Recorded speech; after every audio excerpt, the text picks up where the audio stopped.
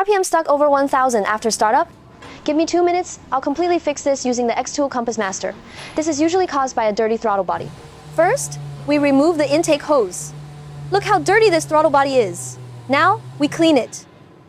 Throttle body cleaned. Let's reinstall the hose. The ECU still thinks it's clogged, so the fuel injection is high. Now, we reset it. Plug the VCI box into the OBD port. It connects wirelessly to the tablet. Tap Auto Scan. Identify the car instantly. For this hybrid, we select CRVE, HEV. Tap System Selection. Tap Engine. Next, select Clear DTC.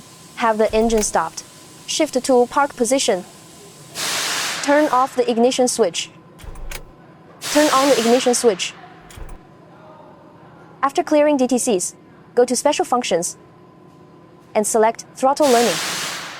Follow the steps and click OK.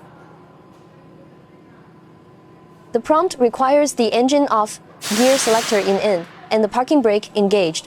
Final prompt: idle for 10 minutes at operating temp, and learning is complete. Done! RPM is back to normal.